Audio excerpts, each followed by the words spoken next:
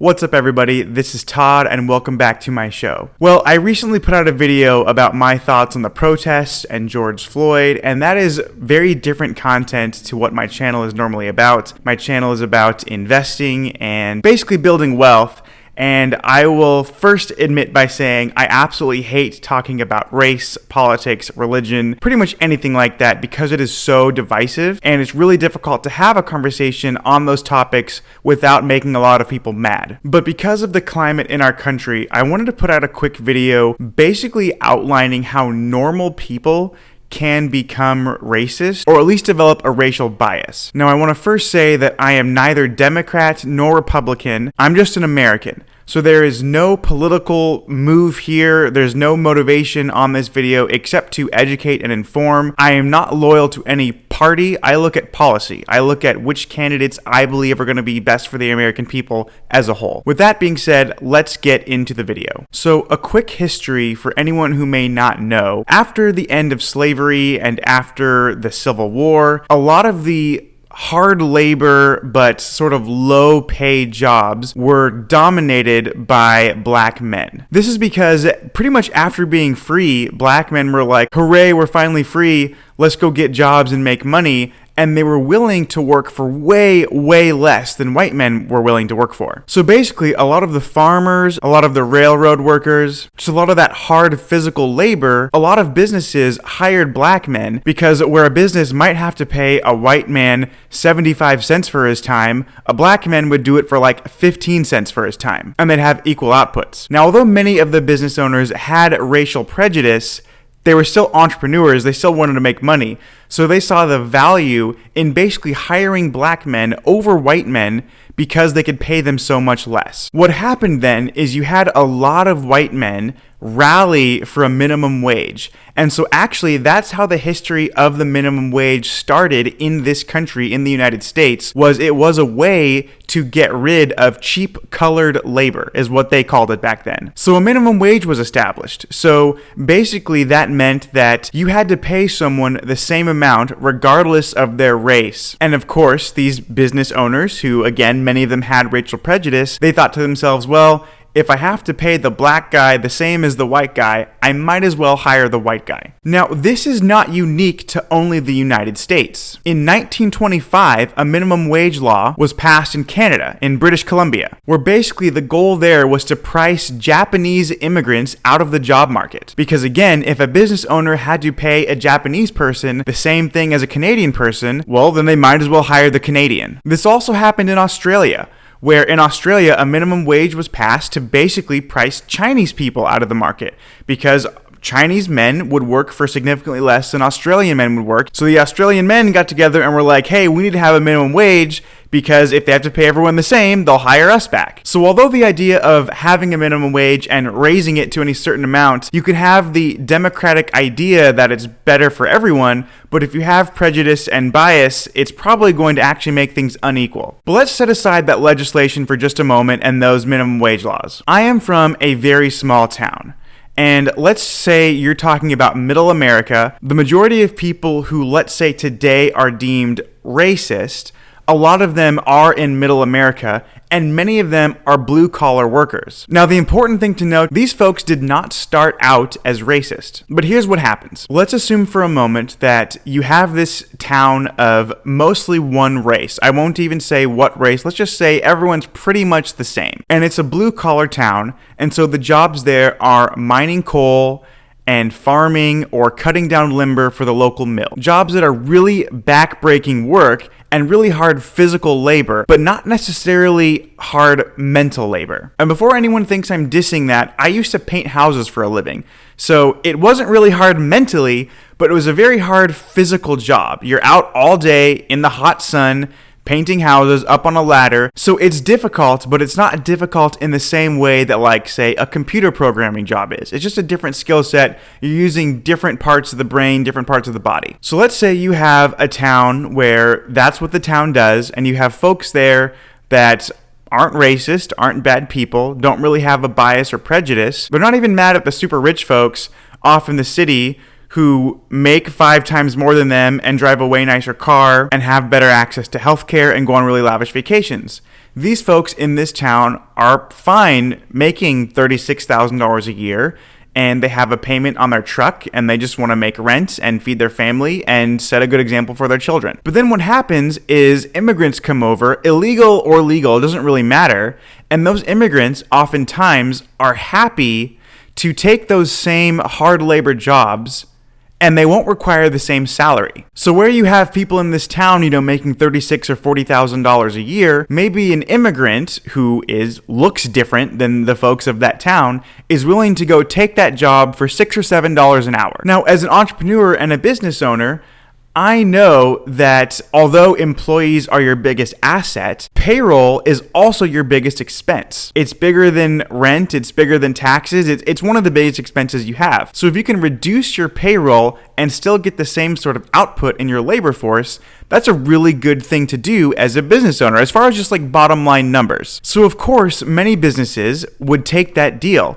They would hire the immigrant and probably fire the person who lives in that town. So now what you have is you have a bunch of town folk who didn't have a racial bias, who weren't prejudiced, who really had no hatred for anyone. But there's immigrants coming across the border, again, whether it's illegal or legal, doesn't really matter, willing to work for pennies on the dollar. And so they're taking the jobs mining coal and cutting down trees for the lumber mill or working the farmland or what have you. And the reason that these jobs are at stake more than, say, a computer programmer or, a profession like accounting or a lawyer is because although it's really difficult work and hard labor, there aren't as many steps involved to get that position as, say, steps involved to get a doctor. So the rich folks that are living off in the city that make buku's amount of money, they aren't super concerned about immigrants coming over and taking their jobs because those jobs are harder to get. And similarly, most cities are quite liberal, where most rural areas are pretty conservative. So basically, you have a group of people now that have lost their job because immigrants come in and are working for less. And because of that, they miss their rent or they can't make their mortgage payment, and they can't find a job anywhere because there are other people who are of a different race or a different country that have come over here and are working that job. So now what happens is those people get pissed and they're terrified because they can't make their payments, and they look at these, let's just say it, black and brown people who are working for less money than they are and happy to work those jobs, and they develop a racial bias to those people. Because if I'm a white man and I have my job that I like, and although it doesn't pay enough, it's mine and I'm proud of it, and then all of a sudden, I see black and brown men coming into my area, taking my job, and now I can't make my mortgage payment, I can't feed my kids, I can't take my wife out to dinner. All of a sudden, I'm probably not going to be mad at the company who fired me. Instead, my anger is going to be channeled to those minorities who stole my job. They took our job! They took our job! They took your job! They took our job! They took your job! They took your job! Took your job! Now, I'm not saying this is right or wrong or good or bad. I'm just giving an example of how seemingly normal people can end up developing a racial bias. And so you have a lot of folks in middle America who would be happy to hear a guy like Trump say, build the wall. Now, I think building a wall is ridiculous. I'm not afraid of any immigrants, illegal or legal, coming over and taking my job. And also, I think the hysteria about immigrants coming over and, raping and having drugs, we already have plenty of rape and plenty of drugs in the United States without any immigrants. So I don't think that is truly, if we're being honest, that's not the big concern. Because there are a lot of people saying, oh, we should build a wall because of rapists.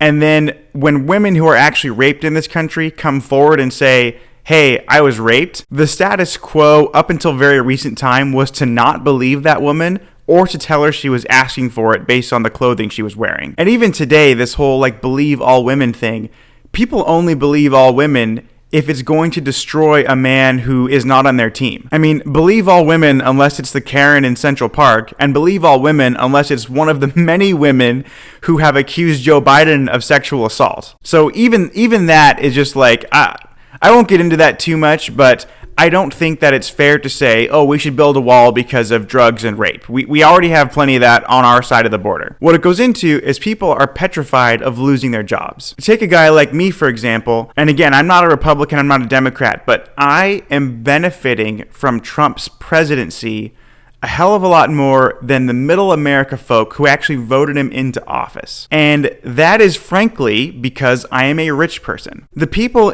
who work in a coal mining town who make 40 grand a year and have 4 children to support, I mean, 40 grand, like without trying to, without sounding too much like a dick, if I bring in less than 40,000 in a month, that's a bad month for me. Like 40 grand in 1 month would be a bad month for me. So I'm not concerned about anyone coming across the border and taking my job. And you have a lot of folks that, hear things like Make America Great Again, and you can blame other groups of people on issues that are facing your personal economic life. But going back to this, I mean, a lot of the folks who voted a guy like Trump in, who said Trump's going to fight for us and, he's going to help out the little guy. I don't know how to articulate this in a way that will make sense, but a guy like Trump isn't fighting for you. He's fighting for me. I am a rich person. I mean, most people got a $1,200 stimulus check. Okay? A lot of Americans got a $1,200 stimulus check. I make too much money to get a stimulus check, but you know what I am getting? You know what I do get as a rich person and what all rich people get? Tax write-offs. This year alone, when I go to file my 2020 taxes, I'll probably have $120,000 in tax breaks in the form of depreciation, meaning the first $120,000 that I make will be completely tax-free. Men like me aren't getting a stimulus check, but we're getting so much better because we're rich, and that's something that I want to make super clear is that's the game. And this is why I have a YouTube channel dedicated to teaching people financial literacy and how to build wealth, is because if the name of the game is capitalism, it is damn expensive to be poor. But that's pretty much it. I don't want to make this video any longer than it needs to be. Normal people can develop a racial bias or become racist because they see that the other folk that are from some other place or have a different skin tone could come over and work for less money, and that pisses the existing people off. And real quick, when we talk about white privilege, this is another interesting thing because some people say white privilege exists and it's bad. And there's a lot of white people that say, well, I'm white and I don't feel privileged. And there's some black people that say, well, I don't believe white privilege exists. And here's the truth about privilege. White privilege does exist to the extent that majority privilege exists.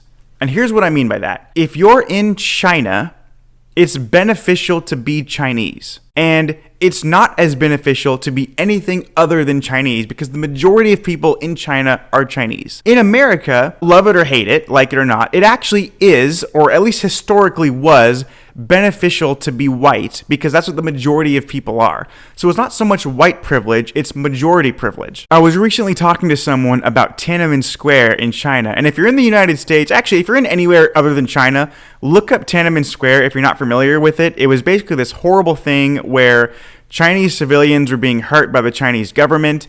And the peculiar thing is, it's not taught in any Chinese textbook. And if you're in China and you Google Tiananmen Square, nothing comes up. In the US and other countries, you can find it pretty much anywhere. And it's because the majority, which, is China, has sort of erased that from their history. Another thing people don't really know about America is the first American city that was ever bombed was a very prominent black city pretty close to Tulsa, Oklahoma. It was dubbed Black Wall Street, and it had just very affluent black business owners and banks, and it was a very rich city, and it was pretty much all black. Now, it was bombed by other Americans, white Americans, who were racist and didn't like that black people were doing well. And similar to how the Chinese government and the Chinese school system does not teach Tiananmen Square in China, you will find the Tulsa bombing, the Tulsa massacre, you won't find that in any American textbook. It's not taught in our curriculum because our history has gotten rid of it. So I was having this conversation with someone about Tiananmen Square in China, and the person said, oh yeah, they erase it from their history because they've whitewashed it. And I said, no. They haven't whitewashed it because they're Chinese. And Chinese washing it isn't really a thing. It's just the majority of people there are Chinese. The majority privilege, they wanted to erase that from their history. So in America, people might say they've whitewashed the Tulsa, Oklahoma bombing. But really what they've done, the majority of people here are white. It doesn't reflect well on white people. They've majority erased that. They've basically decided to cut that from the curriculum. But anyway, folks, that is how seemingly normal people can become racist or develop a bias. This is completely different content than what my channel is usually about, but I thought I'd throw this video out there because there's so much confusion, so much anger and sadness, and a lot of just hysteria, and hopefully this will create some clarity. I hope this video was helpful to you, and I will see you in the next one. Peace.